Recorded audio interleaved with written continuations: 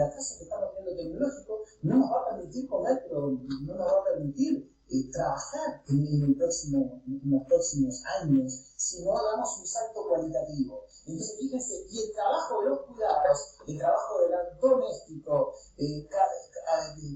establecido como doméstico, pero establecido como el trabajo no pago, es algo que debe ser reivindicado. Y el trabajo de aquellos héroes que me llamaron. Entonces, ahí Slavoj Žižek, otro que les recomiendo, dice, eso es solidaridad egoísta. ¿Usted está de acuerdo? Preguntaba en una encuesta que hice hace unos meses aquí como Bolívar. ¿Usted está de acuerdo con que lo de la salud son unos héroes, los del supermercado?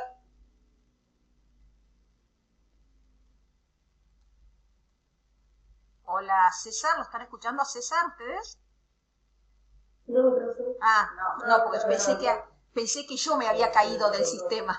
Se le cortó. Sí, yo también, viste que uno siempre piensa que es uno. Bueno, en realidad, ¿entró César? Ahí está entrando porque estamos viendo los... Bien.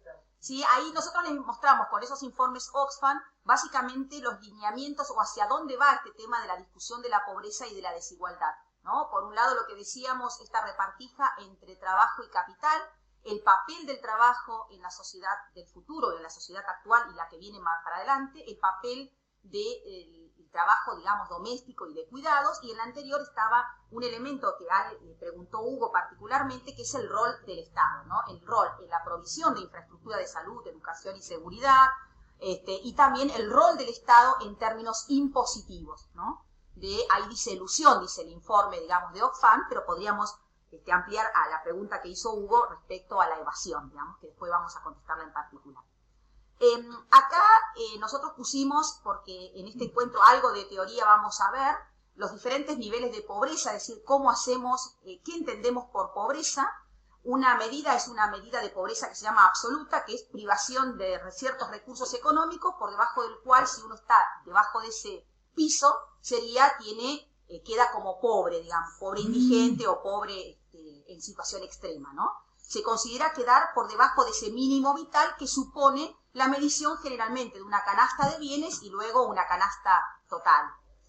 ¿Cuál es el problema de esta pobreza absoluta? Que no mide que ser pobre no es solamente no acceder a una canasta mínima de bienes o de servicios, sino que también en un criterio más de participación ciudadana es ser pobre es aquella persona que no puede acceder, que no puede integrarse, que no puede formar parte integralmente de la sociedad a la que pertenece.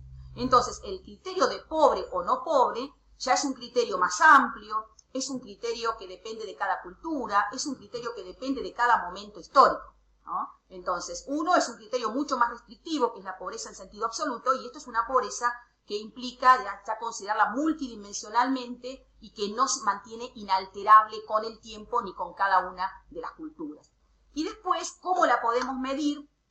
Que cuando veamos los indicadores de Argentina particularmente, vamos a ver estas dos mediciones particularmente. Decíamos, el método indirecto, que es medirla en términos monetarios. Entonces yo digo, si una persona no alcanza determinado monto de ingresos, supongo que con esos ingresos que tiene, que son tan pocos, no puede acceder a los bienes y servicios para esos bienes y servicios mínimos. Entonces es indirecto porque supone que con el recurso económico esa persona va a acceder a esos bienes y servicios que necesita para no caer en situación de pobreza. Y el método directo consiste en medir efectivamente cuál es el acceso que tienen esas personas a ciertos elementos que ahora vamos a mirar, que en el caso de Argentina nosotros llamamos necesidades básicas insatisfechas, ¿no? Que con que uno tenga una necesidad básica de estas insatisfechas, cae en situación de pobreza porque todas son básicas, ¿no? Entonces no requiere tener más de una, sino con una referida a la vivienda, al acceso a servicios sanitarios, el acceso a la educación o a capacidad económica, es decir, la capacidad de subsistencia. Acá estaría vinculado más bien a lo económico. Cualquiera de estas faltas, de estas necesidades básicas que estén insatisfechas, habla de cierto nivel de pobreza. Entonces sería un método directo, ¿la satisface o no la satisface? La otra es, ¿tiene ciertos recursos? Bueno, supongo que indirectamente con esos recursos va a acceder. Por supuesto, la más fácil de determinar, la del método de carácter indirecto, porque implica medir una canasta y en base a ciertos indicadores que surgen en el caso de Argentina en la encuesta permanente, ver si ese hogar supera o no supera ese mínimo de ingresos. En el encuentro que viene vamos a medir. Y este es el indicador que a nosotros nos interesa mostrarle, que es el índice multidimensional de la pobreza, que se mide desde el 2010. Esta es la tapa del último informe, ese es el que yo les digo que está, solamente tiene una introducción que está hecha en español, el resto está en inglés. Es el último informe que sacaron. Analiza 104 países, como dice acá. No estamos incluidos en la medición. Si ustedes miran la base, se puede bajar la última base de datos en Excel, donde están todos los países. No figuramos nosotros dentro de los países medidos por este índice multidimensional de la pobreza. ¿Y qué es lo que tiene interesante, digamos? Por un lado, que la pobreza no es ni solo cuestión de ingresos, ni solo, o sea, es una mezcla entre cuestiones de salud, cuestiones de educación y de calidad de vida. Miden esos tres grandes indicadores. Acá tienen cómo lo miden: salud en nutrición y en mortalidad infantil, educación en años de escolaridad y asistencia a la escuela, y calidad de vida en qué combustible utilizan para cocinar, saneamiento, el acceso al agua potable, electricidad, vivienda, y acá la cantidad de bienes propios que se tienen en el hogar, desde una bicicleta en adelante, según el país que estén viviendo, digamos, ¿no? O sea, la calidad de vida. Y la otra cuestión interesante de este índice multidimensional de la pobreza es que mide dos grandes variables, o dos grandes elementos componen este índice multidimensional. Por un lado, la incidencia de la pobreza, ¿no? Es decir, cuántas personas en el país están afectados, ¿sí?, por una carencia en alguna de esas tres cosas. Por eso dice, está privado en un 33%. Acá en la incidencia es la cantidad de personas en ese país que tienen al menos un 33% de carencia, ya sea en calidad de vida, en salud o en educación. Pero mide también la intensidad de la pobreza. No es lo mismo tener 10 millones de personas con una carencia que 5 millones de personas, por decir un número cualquiera, que tienen una intensidad en la carencia de un 80%, ¿no? Entonces, compone dos partes ese indicador: cantidad de personas, pero también la intensidad de la pobreza que tiene ese país en particular.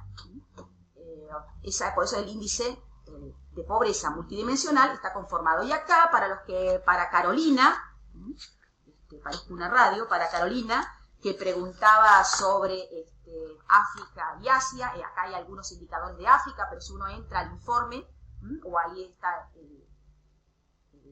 el sitio, particularmente de esta organización, donde pueden consultar los índices y los distintos informes. Fíjense acá, digamos, la reducción de este índice, mostrando 4 países, cómo han reducido del 2005 al 2011, bueno, distintas mediciones en distintos países. Pero lo importante acá es que hay distintos caminos. Ellos dicen que hay distintos caminos para reducir la pobreza. Yo puedo reducir la incidencia, es decir, la cantidad de personas que están sometidas a alguna privación de al menos un 33% de esas necesidades, o la intensidad, es decir, disminuir la cantidad de factores que componen ese índice de pobreza.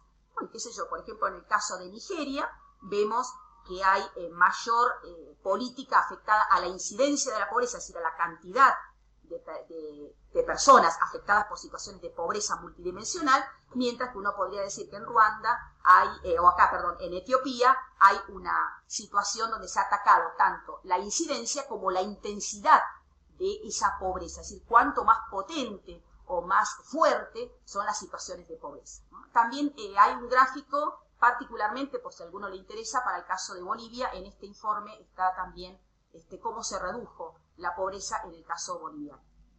Y por supuesto, una vez que se decide en términos de política si es intensidad o incidencia, ellos dicen, bueno, se podrá tomar cuáles son los indicadores sobre los cuales se va a actuar, ¿no?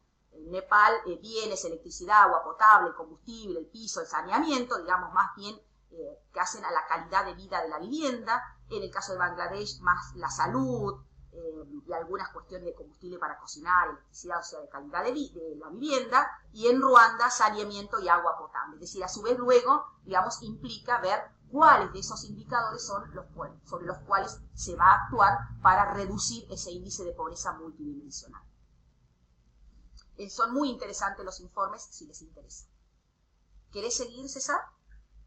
En la última parte, ¿hacia dónde va el capitalismo? Entonces ahí también tenemos un video, pandemia y economía, hacia dónde va el capitalismo, 2 o 3 videos que hemos hecho durante este tiempo, que se los vamos a ir girando a los que deseen.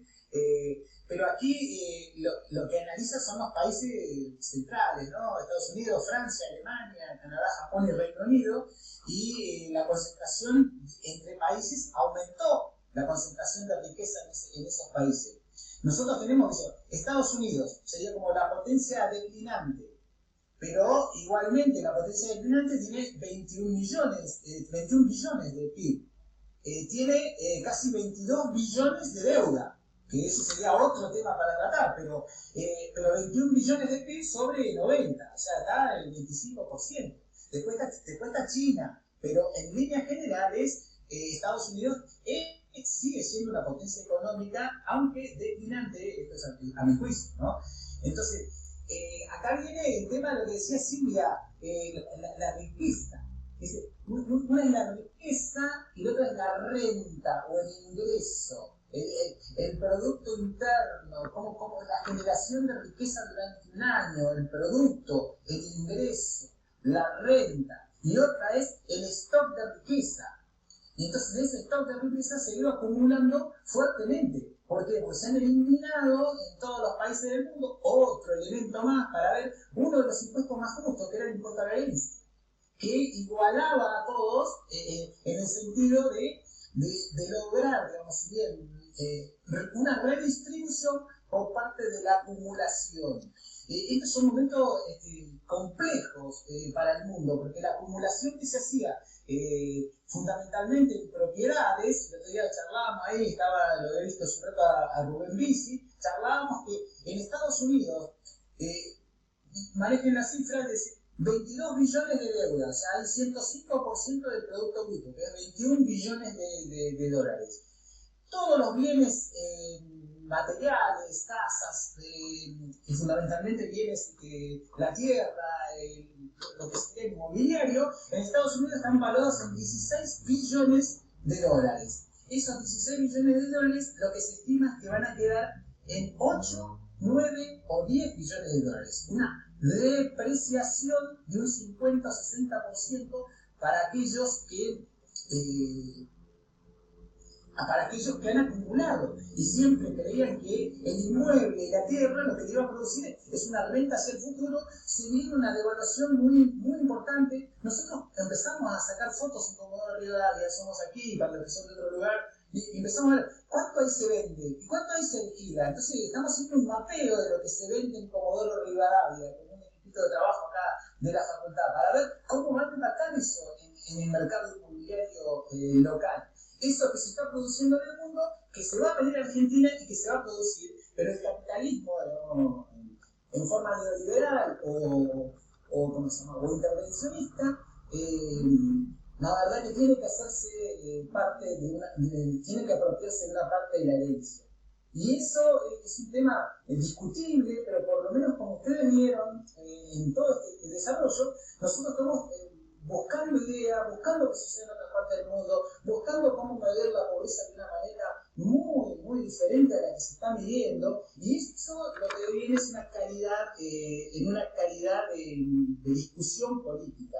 Acá estaba, no está el gráfico, porque el gráfico lo vamos a ver quizás en la otra, o lo hemos sacado, porque este PowerPoint tiene como 80, pero bueno, realmente acá está lo que decía Silvia hace un rato, que la tasa de retorno del capital ha sido mucho mayor que el crecimiento económico. Entonces, en esa ecuación de capital y trabajo, más ahora con la evolución de la transformación digital, con la tecnología, con la inteligencia artificial, con la robótica, con la impresión 3D, con el Big Data, con las monedas digitales y las criptomonedas, toda esa evolución tecnológica lo que va a hacer es, si bien esa tecnología va más apropiada a otro modelo de concentración del capital.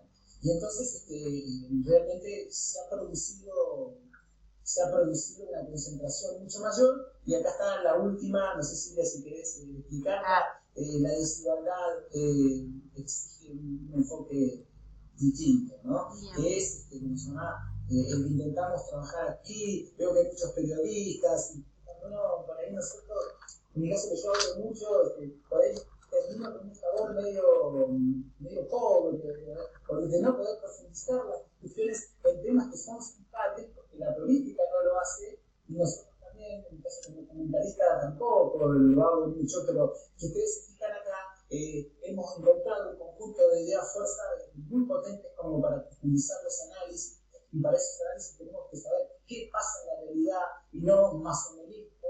Y la otra cuestión que estamos aquí, por lo menos para terminar yo, y si querés ir a explicar la última parte, es no salimos todos.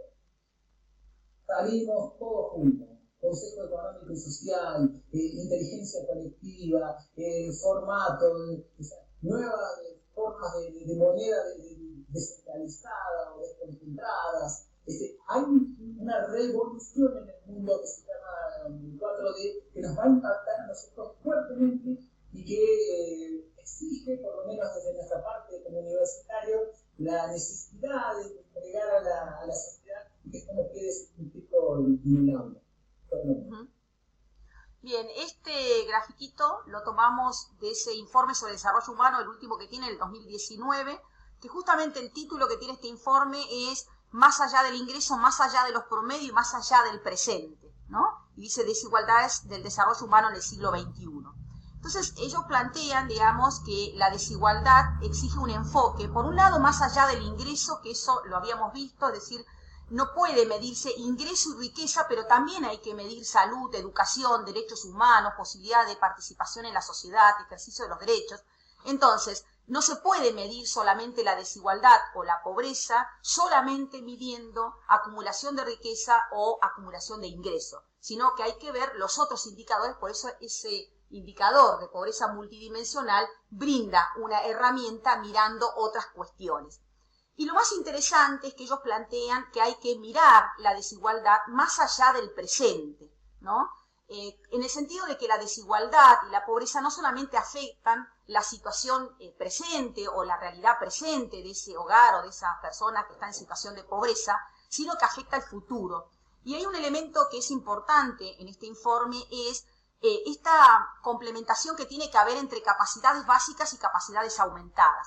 Lo que se dice es que en el mundo el acceso a las capacidades básicas, es decir, a una educación básica, a una salud básica, especialmente medida en el indicador de disminución de los índices de mortalidad, por ejemplo, infantil, pareciera ser de que el mundo está convergiendo, es decir, en el sentido de que están mejorando los indicadores en eso que ellos llaman capacidades básicas.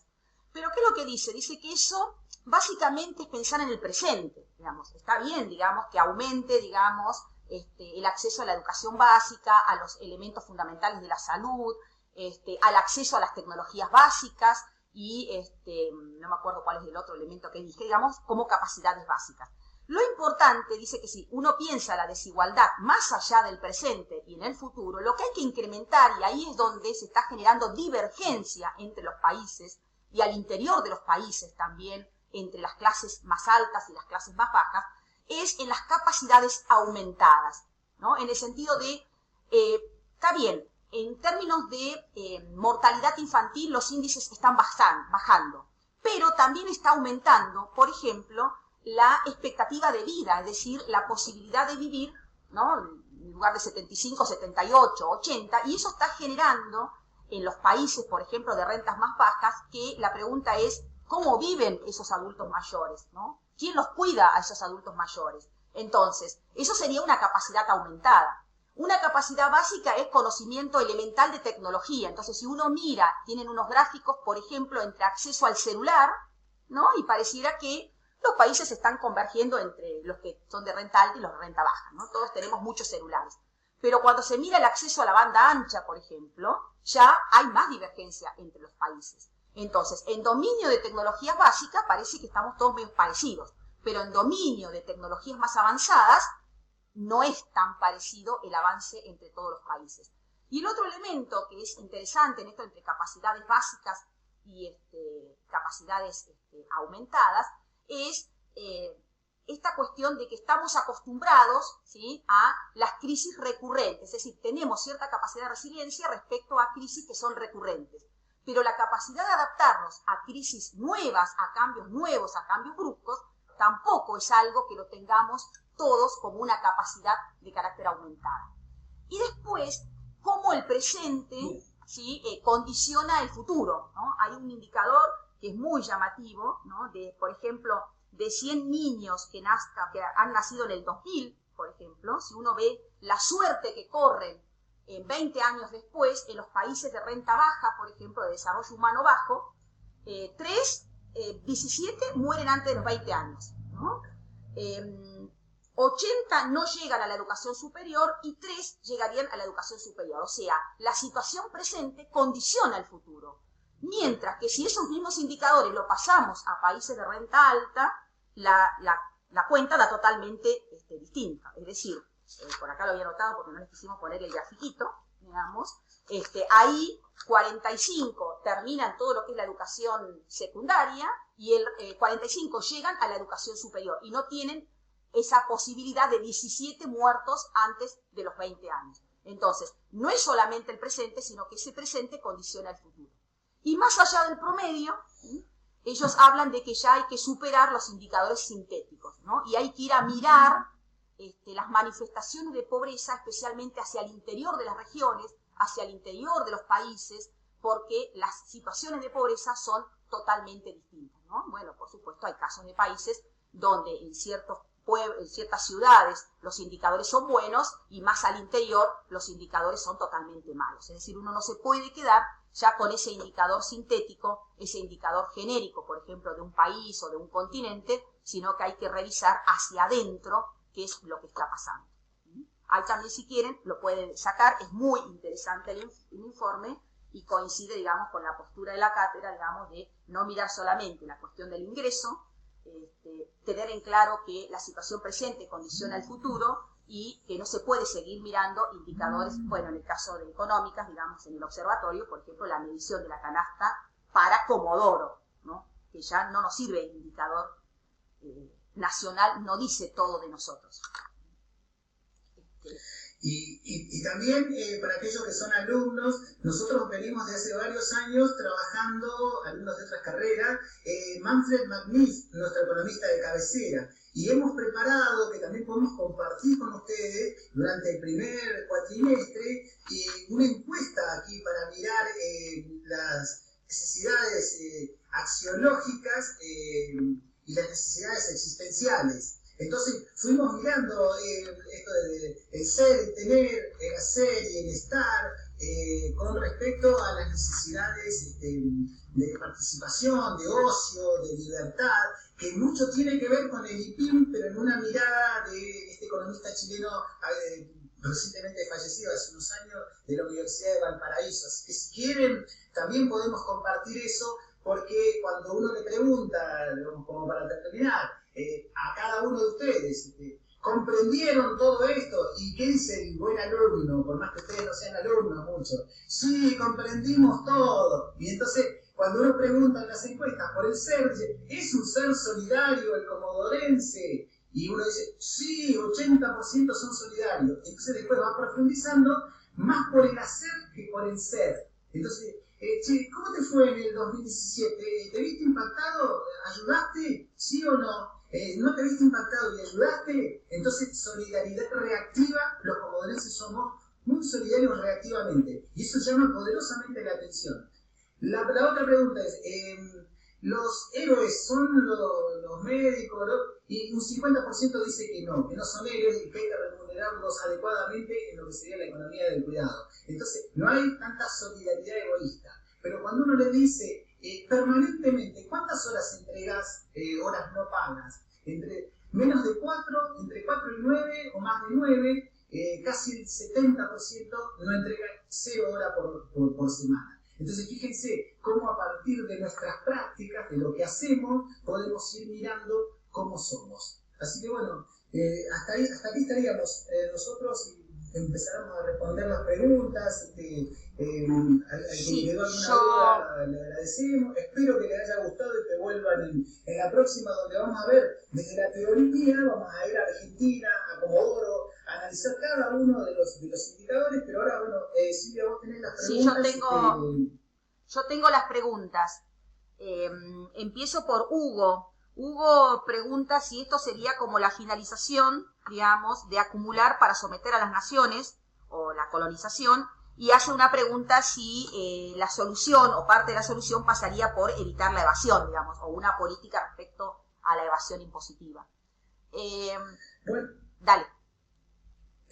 Respecto de las políticas tributarias en América Latina, hay una evasión muy grande, pero hay informes muy interesantes del Banco Interamericano de Desarrollo que hablan de otras filtraciones. Le llaman filtraciones a lo que sería el componente de la corrupción en el sector público. Y después la otra, son muy buenos estudios, no sé si Silvia, eso lo tenemos en otro PowerPoint que fue que usamos para el parcial, donde realmente se tributan tanto los que más tienen, para responderle a Hugo, tributan tanto los que más tienen o tributan mucho menos. Y bueno, hay estudios en América Latina que los que más tienen, el capital concentrado, tributa mucho menos. Y eso es, como se llama, muy, muy interesante, esos estudios con respecto a la incidencia, se le llama, de los tributos con respecto a cada una de las fortunas. Esto daría pie a como decir, bueno, el impuesto a la riqueza no está tan mal, entonces. Y no estaría tan mal, pero nuevamente se discute bajo otros términos. De otra manera se lo plantea, es arrancarle al otro la posibilidad, y no se discute de una manera integral. Es como, no sé, nosotros pregonamos hace mucho tiempo el enfoque holístico. O sea, ayer escuchaba la radio universidad y decía el conductor decía algo así como, bueno, mandamos al Congreso de la Nación y damos inicio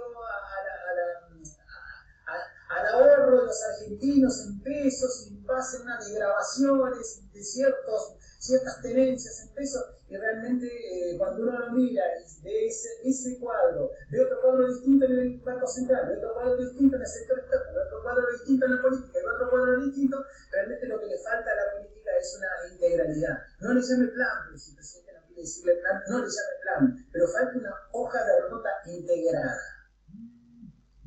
Sí, ahí con respecto al impuesto a la riqueza o el aporte, digamos, extraordinario al impuesto a la riqueza, Raúl Figueroa nos preguntaba cuál es la opinión de la cátedra. Yo personalmente creo que si uno mira estos desarrollos donde muestran, digamos, la acumulación que ha tenido el capital concentrado especialmente, y estos conglomerados económicos, yo estoy de acuerdo, digamos, en esa detracción, digamos, de este aporte extraordinario, como también estoy de acuerdo a un impuesto a la herencia. Uno diría que, bueno, el padre que deja herencia hizo su esfuerzo, sí, pero también uno debería pensar que también los sectores que no están, o que están con altos niveles de desigualdad y de pobreza, también los padres hacen esfuerzo, digamos, y sin embargo, y lo que decíamos, aún trabajando van a seguir en situación de pobreza.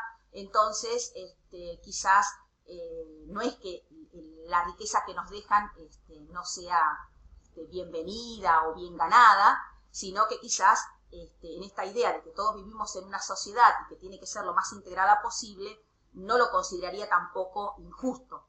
Luego está toda la discusión, y me parece que es válida también la discusión en el uso eficiente o no de los impuestos por parte del Estado, ¿no? Corrupción y todo lo demás. Eso me parece que es otra discusión que va a la par, pero no estoy en desacuerdo ni con el impuesto, este aporte extraordinario, ni tampoco, como existía antes en Argentina, un impuesto a la herencia, ¿no?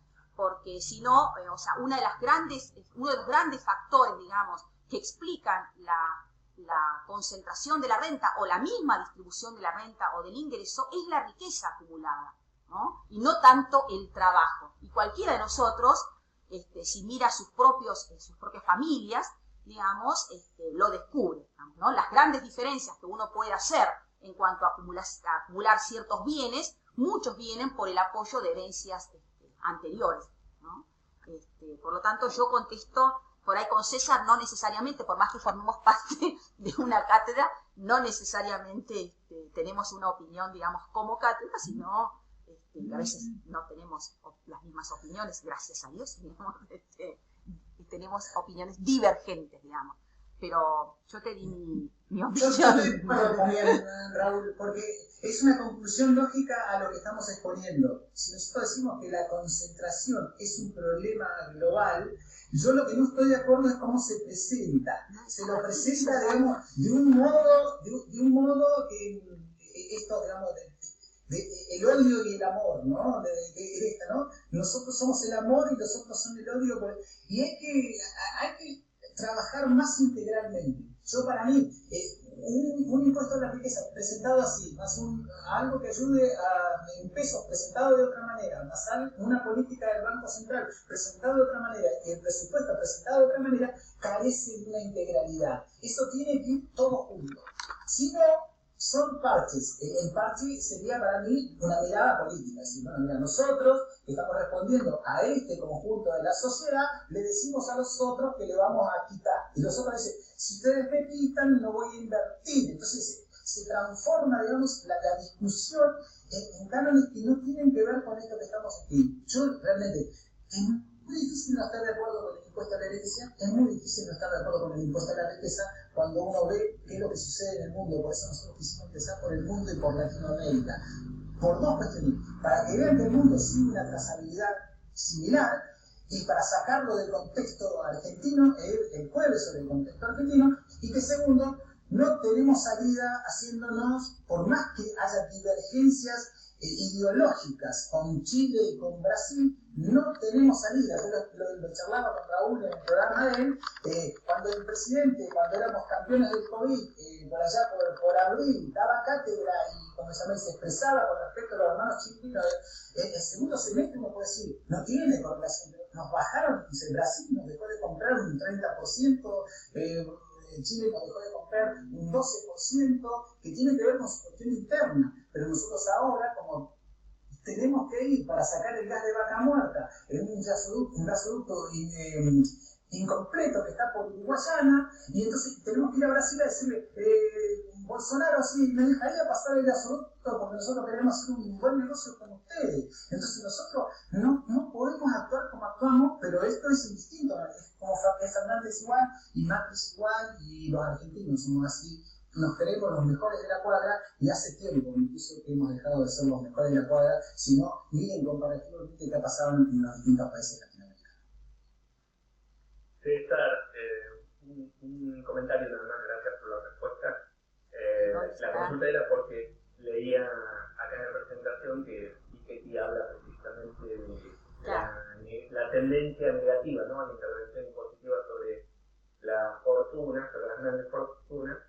Y quizá un capítulo interesante para abordar de esta visión que ustedes proponen es ver qué pasó en países que avanzaron frente a estas características sobre la riqueza. Bueno, está dada esta discusión y en alguna entrevista que le hicieron a Piketty aquí en Argentina, escuché que creo que hablaba de Francia en ese momento, o no sé qué otro país, correctamente en todo caso, de que se había avanzado en ese tipo de cargas impositivas y no se había verificado esto que se plantea de la oferta de ese tipo de iniciativas, de una posición más liberal en relación a que caen las inversiones, ¿no? Pero bueno, sería interesante para complementar, ver qué pasó en países que se han levantado con respecto a estas características, y es cierto que se retraen las inversiones. Pero bueno, muchas gracias por la respuesta. Gracias, Raúl. También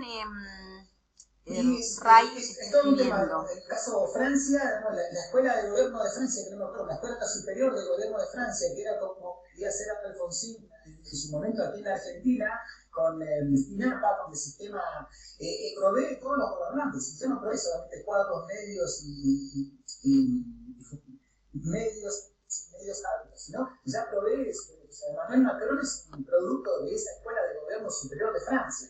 Entonces ahí están, acá cuando uno dice, pero suena peyorativo, pero se hablé como buscando una forma, para no ser tan peyorativo, de decir que esas personas que pagan tanto por ir a esas escuelas y que son financiados y becados por las empresas, después no van a escribir en contra de esas mismas empresas para que haya un impuesto a la riqueza y a la herencia. Entonces, realmente América Latina, con el grado de desigualdad y con el grado de concentración, nosotros debiéramos tener ese vuelto de impuestos y sigo insistiendo con lo mismo, ese vuelto de impuestos tiene que estar relacionado con otras medidas. No van las medidas y bueno, hoy tomo una y mañana tomo otra, le impuesto la riqueza por un lado y le sacamos el impuesto, le sacamos el otro, le sacamos el otro, le ponemos. No va si no hay integralidad de las medidas, que es lo que acabamos de rendir en el parcial y nosotros le decíamos a nuestros alumnos. Estuvo formidable la segunda pregunta número 2 del parcial, pero cada uno analizó las políticas como compartimentos estancos y es difícil analizar la política como compartimientos de vasos comunicantes. Nosotros lo vemos con el COVID. Entonces ahí, para ello, yo trato de hablar un poco con ironía, pero un poco como que se entienda. Para mí, digamos, los ministros no son los ministros de salud de la Argentina, son los ministros del COVID. Entonces todo está puesto en función del COVID y no hay salud, porque si no iríamos hacia la salud mental y iríamos hacia otros elementos para ver cómo integramos. También es cierto que la caída del PIB a nivel mundial nos ha dejado muy complicado que hay que tejer una red, sí o sí, pero nuevamente ahí está cómo salimos. Si salimos con los cuidadores, con el político de turno que nos va a llevar o tejemos redes sociales, que para mí los consejos económicos y sociales, llámenle como quieran, necesariamente deben ser expuestos y deben estar formándose, porque lo que se viene aún todavía es incierto, muy incierto, pero a su vez de ser incierto necesita de inteligencia colectiva, no necesita de gobernantes iluminados, y además la experiencia argentina la democracia hasta acá, no hemos visto muchos iluminados que no hayan conducido a un destino enormemente favorable. O sea, estamos de crisis en crisis, como decía Silvia. Sí, ahí el aporte que hace, no sé si tengo el micrófono abierto, sí, ahí lo desconecto, ¿no?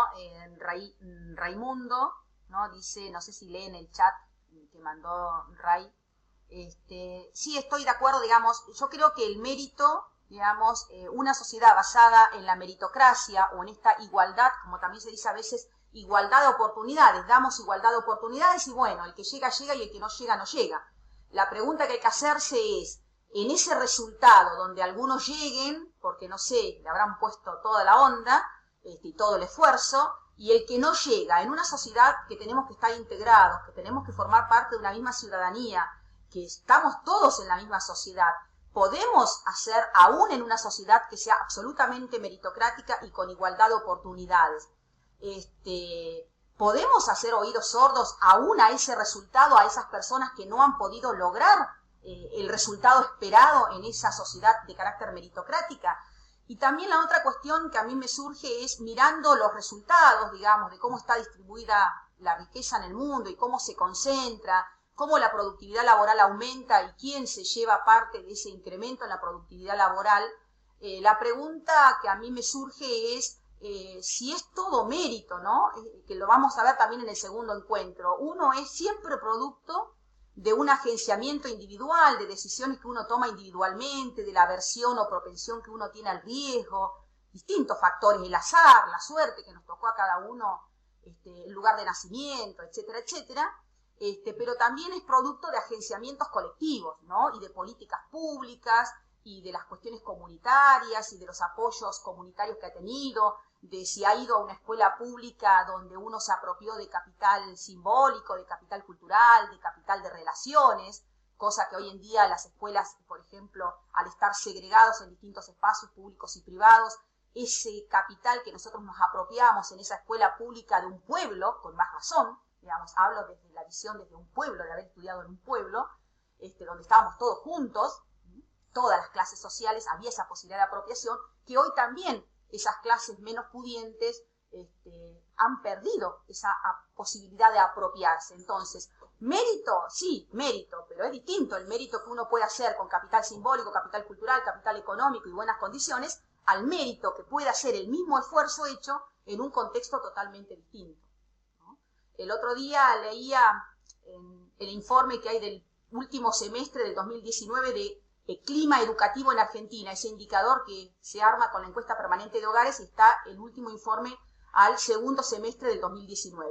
Y uno de los indicadores es el clima educativo del hogar. El clima educativo lo miden con un indicador que es clima educativo muy bajo, cuando dentro de los mayores de 18 años dentro del hogar hay menos de 7 años de educación, ¿no? Entonces eso sería un clima educativo del hogar muy bajo. Y si uno mira la cantidad de niñas, niños y adolescentes, más del 40% viven en hogares con clima educativo muy bajo. Entonces la pregunta es, continuidad pedagógica no es lo mismo en hogares de clima educativo alto o muy alto a los chicos que han hecho el esfuerzo también en hogares de clima educativo muy bajo, donde el apoyo que se puede dar de la familia seguramente es menor, por más que le pongan todo el esfuerzo, toda la dedicación, las madres, los padres, los hermanos, etc. Entonces, el mérito está bien, pero me parece que uno es producto también de cuestiones que van más allá a lo colectivo, a lo comunitario, a lo público. Y termino, no digo más. La otra cuestión que tiene que ver con este tema también se plantea, Romeo César, un profesor jubilado de la universidad, decía que había como 2 o 3 temas a considerar. Uno primero, que es la primera vez en que los mayores no le transmiten a los menores, sino que en esta época de pandemia el joven, el adolescente le enseña al papá, a la mamá, al abuelo, a la abuela, la utilización de las tecnologías. Entonces, eso. Y la otra cuestión es que yo lo veo en mí. Antes había un entramado que era mucho más social. O sea, si uno no podía comer, los vecinos acercaban. Entonces ese entramado era una red de contención. Esa red de contención se ha ido perdiendo por una gran parte del individualismo en algunas cuestiones, fundamentalmente en los sectores medios. Y ha quedado en parte en los sectores medios bajos y bajos esta solidaridad. Pero la otra cuestión es que, como diría, en esta igualdad de oportunidades, yo siempre lo planteo sobre mí mismo.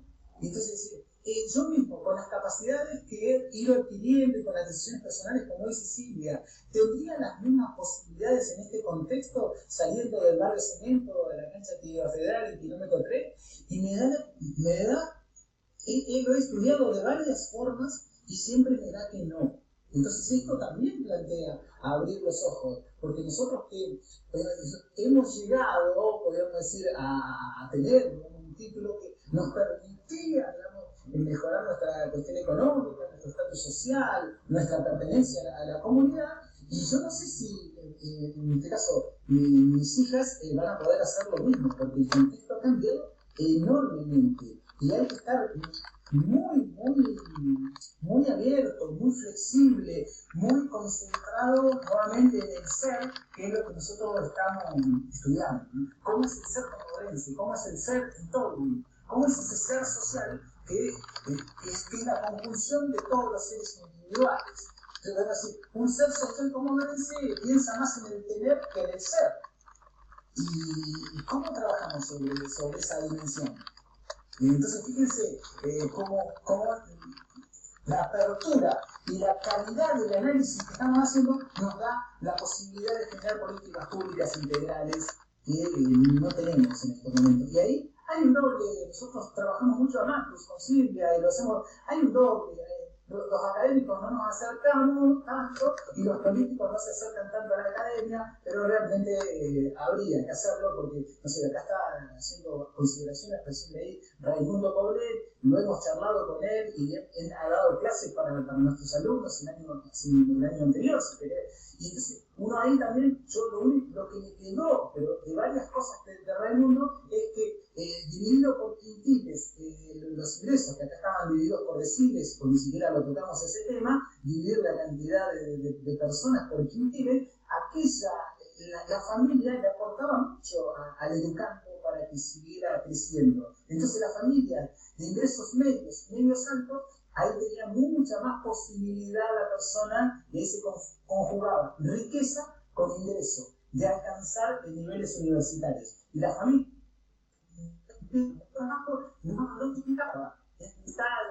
Sí, pero ahora porque está el frente de todos, entonces llega, y es verdad, nosotros lo vimos, uno puede encontrar a los chicos que lleguen a la universidad, pero lo vemos nosotros mismos en nuestra universidad. Entran 400 y ahora están empezando 3.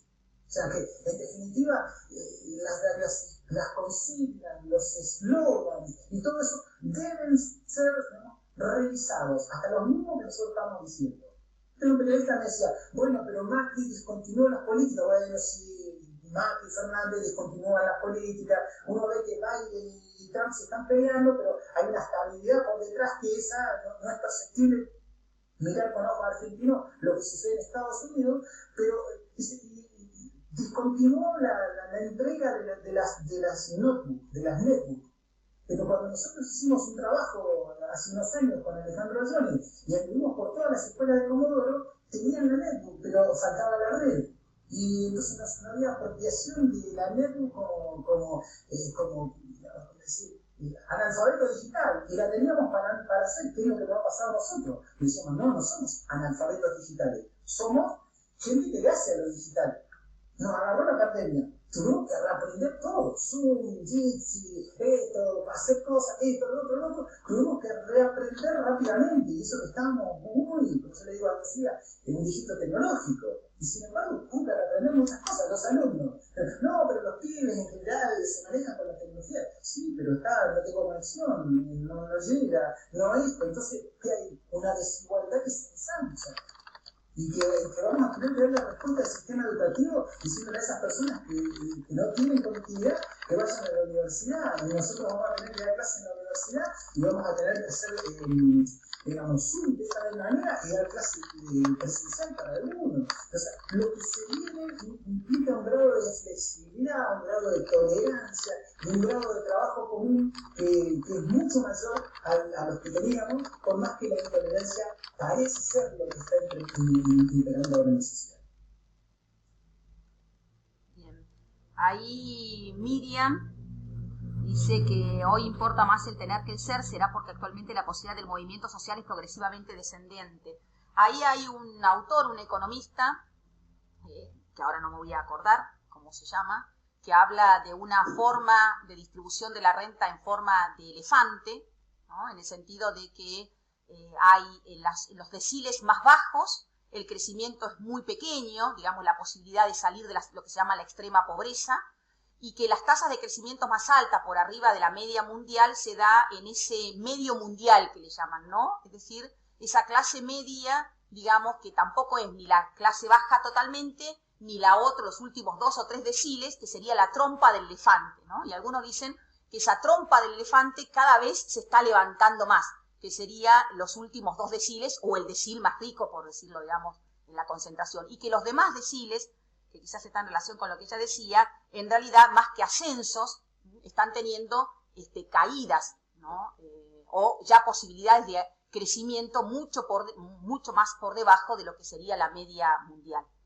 Y ahí con respecto, digamos, a eso de el estado de conciencia de la posesión, digamos, el capitalismo funciona con ese estado de conciencia que se llama de la posesión, del tener, y en realidad algunos dicen que, bueno, cuando mucho pasamos al estado de conciencia de la tolerancia, bueno, qué sé yo, yo tengo lo que tengo, pero que no se metan con lo que yo tengo y tolero a los demás, digamos, bueno, tolero que haya pobreza, tolero que no haya gente que no coma, qué sé yo, tolerancia. Y en realidad se dice que hay que pasar al estado de solidaridad y a un estado de conciencia de participación, ¿no? O sea, como que deberíamos ir superando ese estado solamente basado en la apropiación y la tolerancia a un estado de solidaridad y de participación.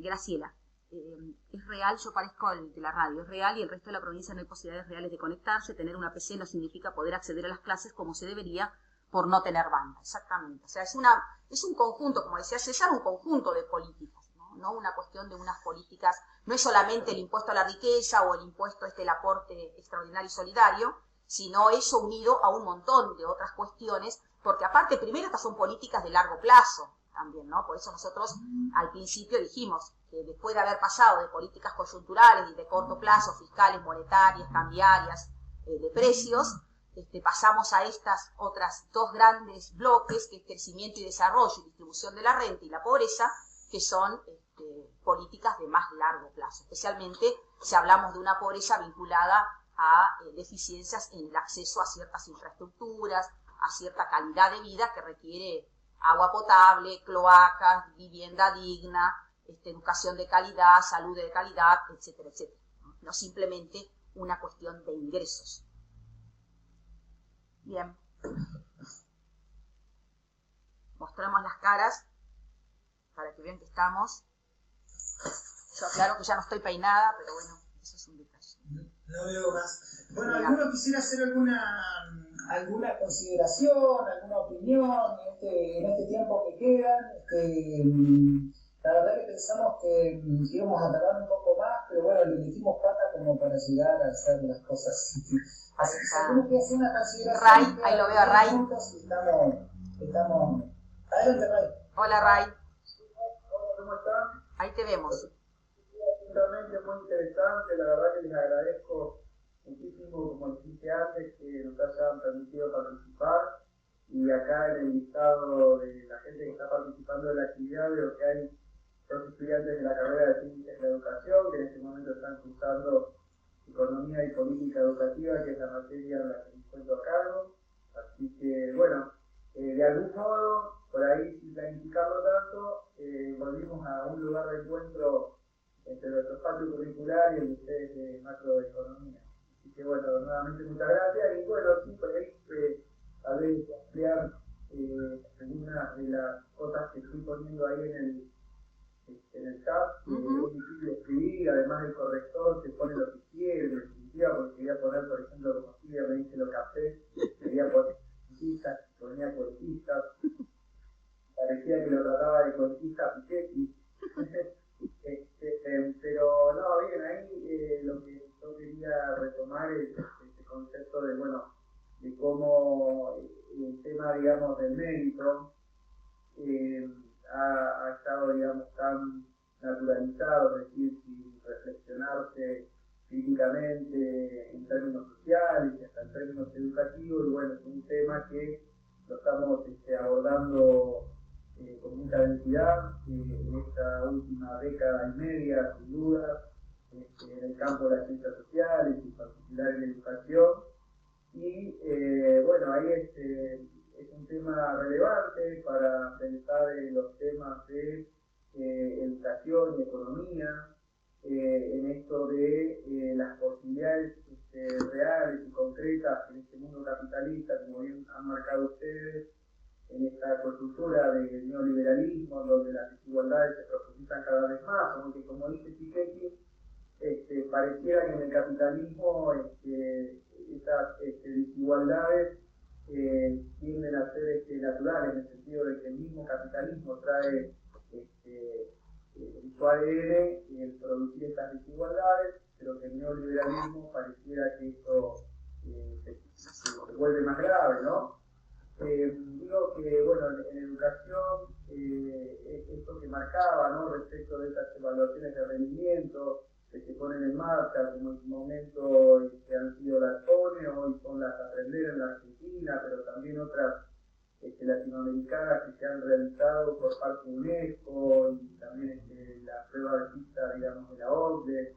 Bueno, cada una, digamos, con sus connotaciones, muy criticada la prueba de PISA, como lo han seguramente criticado por parte de, bueno, de aquellos gobiernos y organizaciones sociales como Oxfam, respecto de, bueno, todo lo que pretende esa prueba, digamos, de PISA en términos de promover determinadas competencias que sirvan a este modelo de desarrollo neoliberal. Pero bueno, fuera de ello, marcar que, bueno, justamente eso, ¿no?, es que esas diferencias en términos de rendimiento tienen mucho que ver con esos lugares, digamos, de los cuales provienen los estudiantes en términos sociales y económicos, digamos, que estoy refiriendo, y como lo marcaba en el chat, en esta categoría que traía Silvia, el clima educativo de los hogares, sumado a los ingresos socioeconómicos, indicadores más complejos que dan cuenta de el índice de desarrollo humano. Bueno, hay un indicador, digamos, similar que busca hacer, digamos, que busca trascender a los ingresos monetarios para dar cuenta de las condiciones económicas en las cuales viven los estudiantes, y bueno, y que en definitiva esas variables y esos factores son de gran peso para incidir en esa trayectoria educativa, en ese destino educativo que tienen los estudiantes, y en una coyuntura social en la cual, digamos, no solo las desigualdades en términos económicas,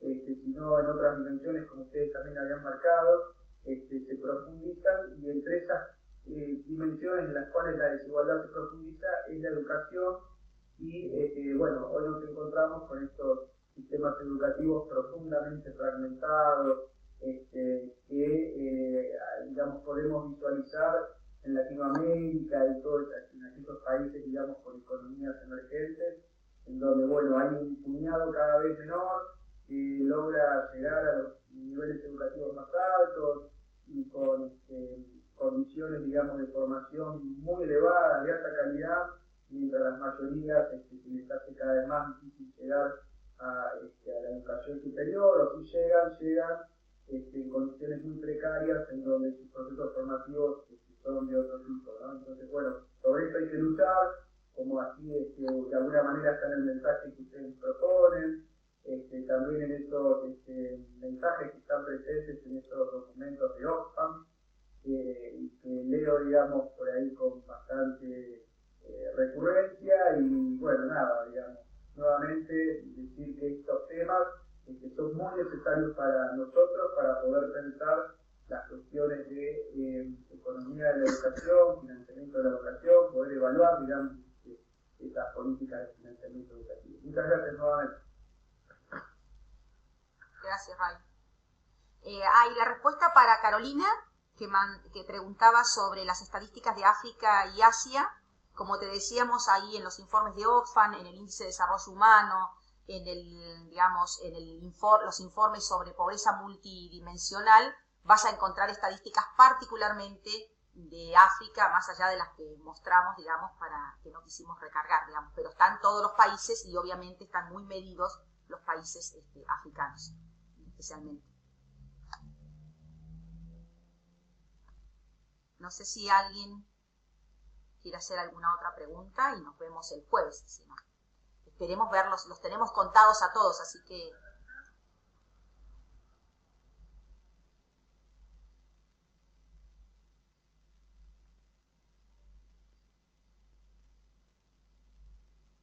Entonces nos vemos el jueves con la segunda parte. Esto es como en la serie de Netflix. Van a estar esperando desesperados la segunda parte. ¿Quién manda a preguntar? Miriam. Manda gracias. No hay de qué, Miriam. Simplemente compartir. Los esperamos el jueves, a la misma hora.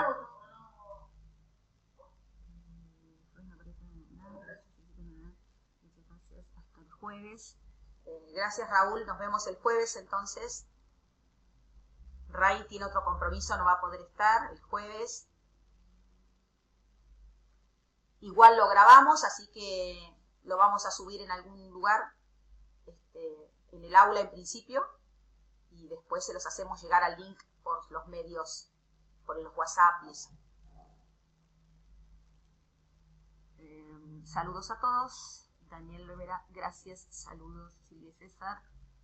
Silvana, Hernán, nos vemos en los aportes y luego pueden enviar el audio, sería buenísimo. Gracias. Sí, estamos grabando, así que después lo subimos y les mandamos el link. Ainara, chao Ainara.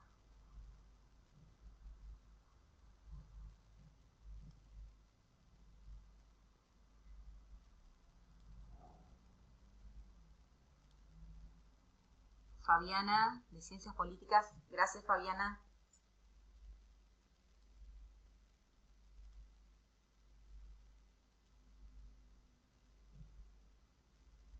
Daniel Rivera, hola Daniel, no te había visto. Andrea, hasta el jueves. Chao Andrea.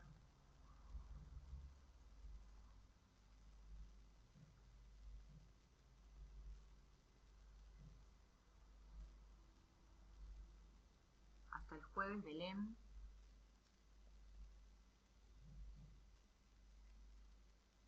Bueno, vamos quedando nosotros. Carolina, acá justo quedó Carolina. Si te interesa ese tema, Carolina, míralo, porque es interesante.